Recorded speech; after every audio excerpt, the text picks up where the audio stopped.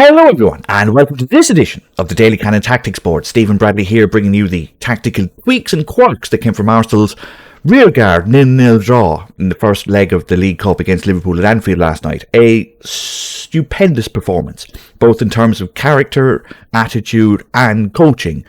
And long-time viewers of the channel will know that I'm not the biggest fan of Mikel Arteta's in-game management, but last night's game was certainly one for the credit column for him, because Arsenal, after going down to 10 men, played brilliantly. They were well set up, well coached, well disciplined, and there were very few complaints, frankly. We were given our once a month Granit Xhaka moment, but apart from that, all went well. And over the next 10 to 12 minutes, I'll show you how Arsenal lined up after that calamity, how Liverpool weren't able to break through, and what Arsenal can take from this, maybe going forward to Sunday's game against Tottenham, if it goes ahead.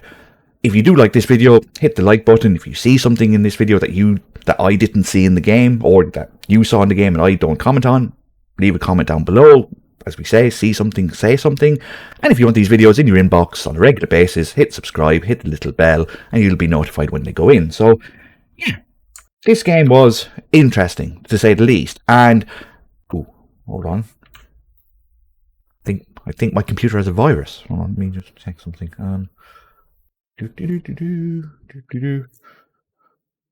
No, it's all right now. Oh, must have been a false positive. Anyway, so Liverpool lined up in their traditional 4-3-3, with Jota playing left wing. Usually he plays through the middle when he's playing with Salah and Mane, but Firmino now back fit, able to take that number 9 role, so Jota goes out wide and Minamino goes right wing as usual. Fabinho sits deep, and then when the two fullbacks bomb forward, Henderson goes left, Milner goes right, well, on the screen anyway, but reversed, you know what I mean. And it's your classic Liverpool attack.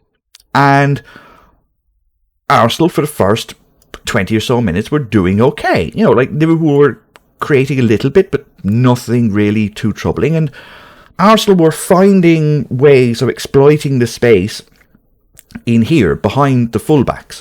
When Liverpool lost possession high up the pitch, Xhaka was able to find Saka here, Lukonga was able to find Martinelli here, even Ben White as well. Arsenal were doing a good job in making sure that these spaces here were threats. At least for first 20 minutes. I think they did it once here, but Saka especially was able to get behind Robertson again and again and again, and after a while Robertson basically almost gave up, and they brought on Tsimikas for the last 15 minutes to try and replicate his energy, and couldn't do it basically. But this game changed on the red card, and not that I have sympathy for Granit Xhaka in the sense that what he did was so stupid, but he isn't the only one that can bear some fault in this, because when Arsenal attacked, and by this time Cedric had gone off to be replaced by Chambers. Don't need caps.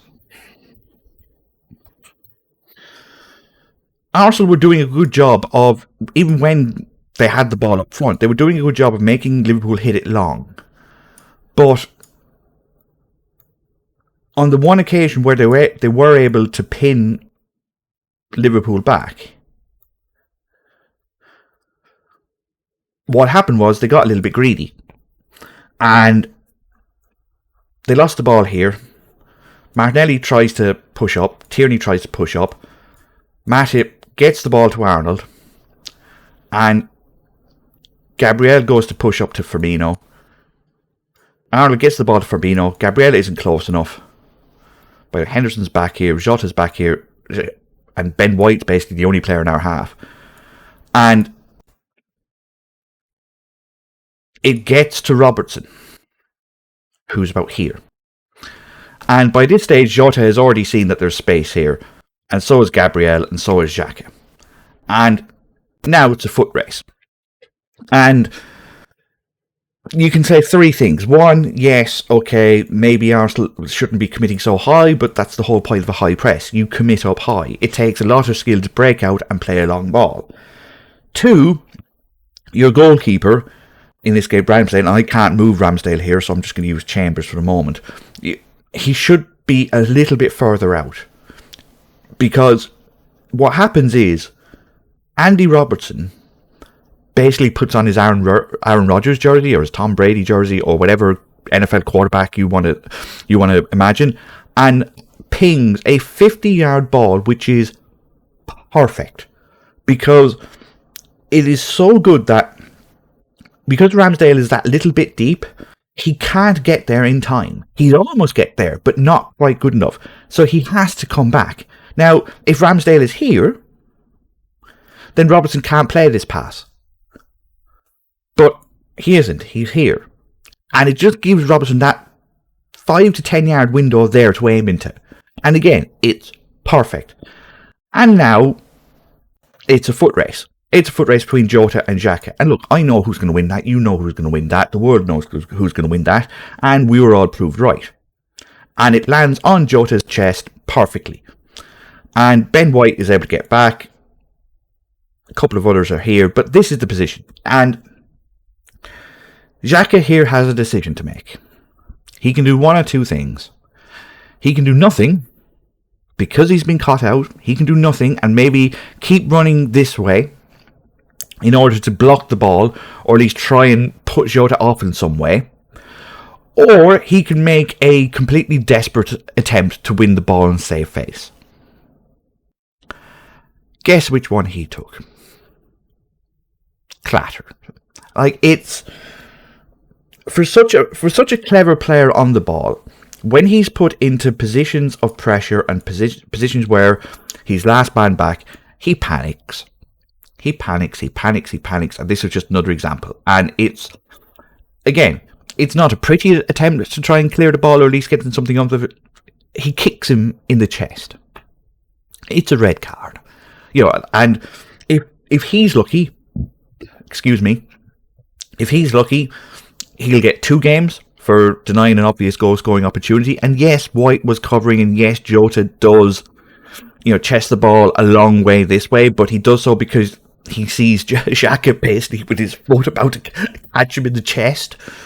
So it's one of those ones where if it's foul play, it's 4 games because Xhaka's already been sent off once this year, so it's 3 + 1. Or if it's denying an obvious goal-scoring opportunity, it's 1 + 1, so it'll be 2. So either way, he's going to miss the Spurs game and the second leg. And, Arsenal don't have many players fit right now. Right now, we don't know if the game against Tottenham on Sunday is going to go ahead. So it's going to be interesting to see what happens. But, yeah, like I said, Xhaka shouldn't have clattered into Jota, but the ball from Robertson gives him no choice. The ball makes him do something because the ball is so good. It puts him in a position where he thinks he has to do something. And we know he doesn't have to do something, but that's just the way he thinks. And because that's the way he thinks, he's now here. All the way. Actually, we'll put him here, on the naughty step. And then from there, Arsenal adopted the same shape, basically, that they did against Manchester City. Except this time, they don't have the midfielders. Because they take off Nketiah and bring on Rob Holding. We all know his first name. And Holding goes here. Chambers goes to right wing back. Holding there. Ben White in the middle. Tierney at right wing back. And now you've got one midfielder left in Lokonga. And the temptation would be to play him beside maybe Saka and go 5-2-2. But what Arsenal did was they put Lokonga basically almost in front of Ben White, and then they put Martinelli here and Saka here. And what they said to Liverpool was, right, okay. And Lacazette was basically almost a lone forward, but even he was there. And what they said to Liverpool was, right, okay, you can press all you want, and we're more than content in just City on our back line, but we are going to have a line of 5 like this. And even like Tierney and Chambers would even go deeper themselves a bit. And the idea is very simple. It's if Alexander-Arnold wants the ball there, he can have it.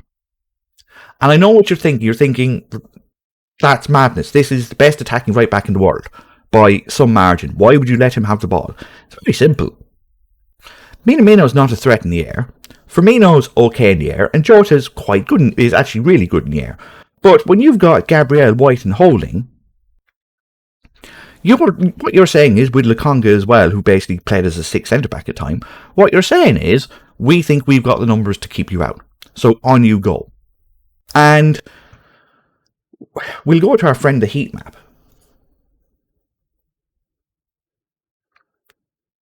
Look at this number.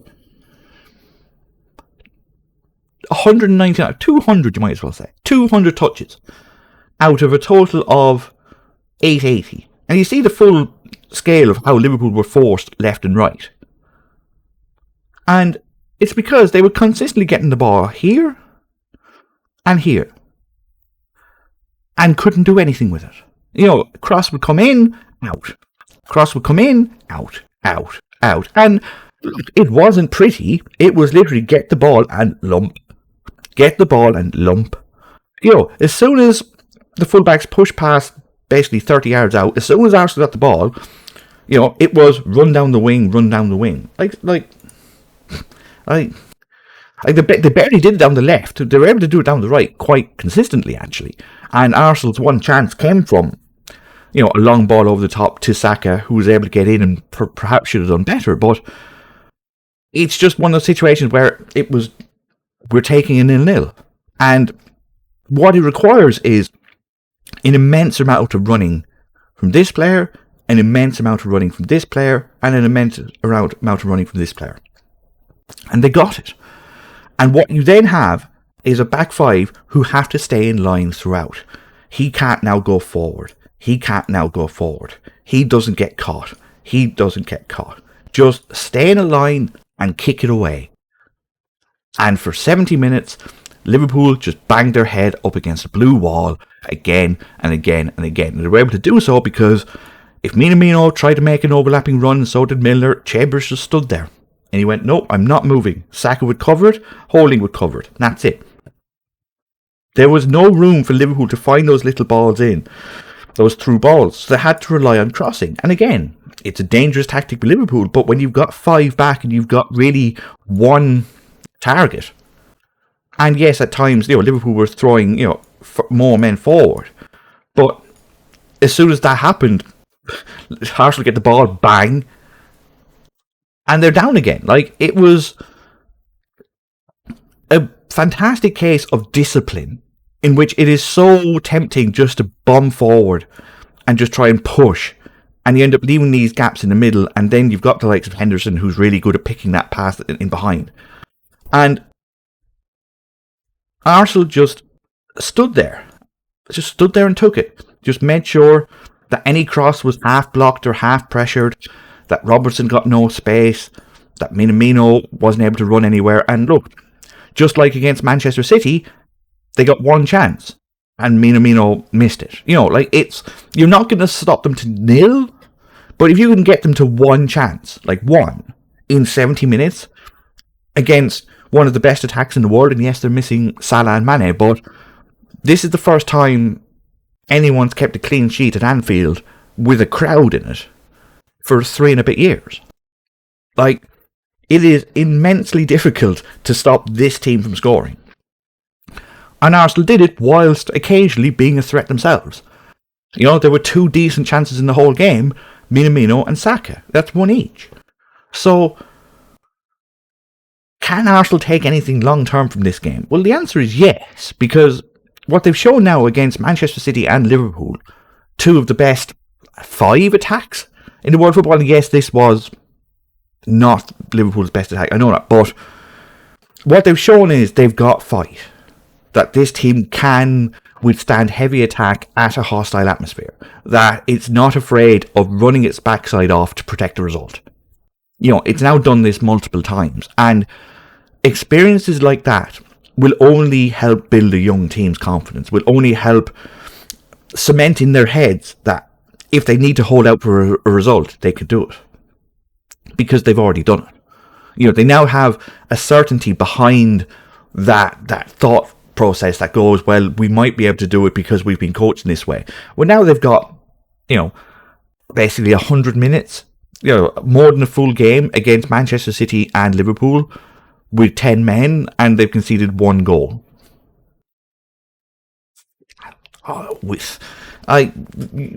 That has to be acknowledged, that has to be appreciated, that has to be recognised, and it's going to just help this young team build morale and build confidence. And look, even if this guy makes a return, the fact that head didn't drop, what you can tell when players who are wanted and needed in a squad, when they go away, heads drop. When Xhaka was given his marching orders, no one's head dropped. Everyone knew the job they had to do, and everyone did it. And confidence in that in the future is going to be huge, because this is going to be a long season, even if Arsenal are forced to play with 11 men and 3 subs on Sunday evening. But tonight, Arsenal were superb, and everyone deserves a lot of credit for that. That was my analysis of Arsenal 0-0 draw at Anfield last night. If you did enjoy it, please feel free to hit the like button.